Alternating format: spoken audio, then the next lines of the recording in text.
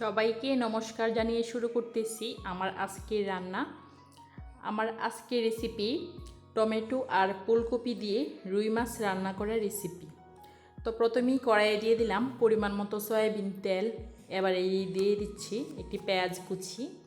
পেঁয়াজটা একটু বাদামি হয়ে এসেছে, এ পর্যায়ে দিয়ে দিলাম 1 চামচ পরিমাণ হলুদ।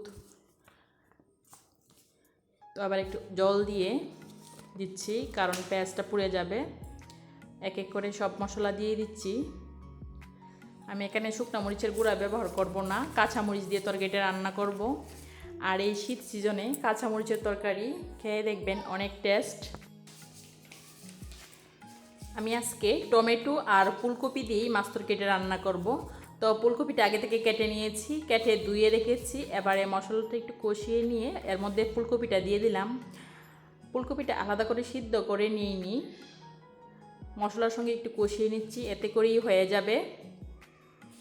তো আবার একটু ডেকে দিব, 1 মিনিটের জন্য ডেকে দিলাম। ডেকে দিয়ে আগুনটা একটু কমিয়ে দিলাম।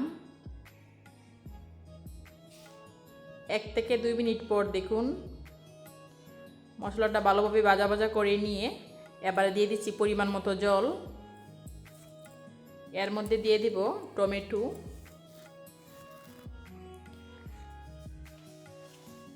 ফুলকপিটা আরেকটু সিদ্ধ হলে তারপরে টমেটো দিয়ে দিব। তো আরেকটু সিদ্ধ হওয়ার জন্য আবারও আরেকটু ডেকে দিলাম।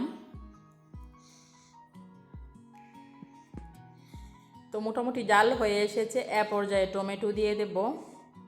আর টমেটো দিয়ে তরকারি রান্না করলে এরকম সময়ই তরকারির মধ্যে টমেটোটা দিবেন, কারণ বেশি আগে দিলে টমেটো কিন্তু গলে যাবে আর খুঁজে পাবেন না।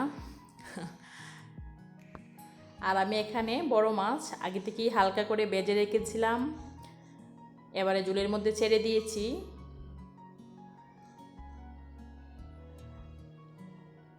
নতুন যারা আমার ভিডিওটি দেখে আশা করছি সহজেই রান্না করতে পারবেন। আর আমি খুব সহজভাবেই দেখানোর চেষ্টা করি। আমার ভিডিওটি যারা দেখছেন, কে কোন জায়গা থেকে দেখছেন একটু কমেন্ট করে জানাবেন প্লিজ। দিয়ে দিচ্ছি পরিমাণ মতো লবণ।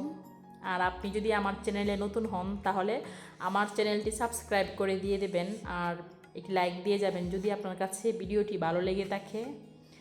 তো 4 থেকে 5 মিনিট হাই হিটে জাল করে নিয়েই নামিয়ে নেব। তরকারিটা হয়ে এসেছে। ধন্যবাদ সবাইকে।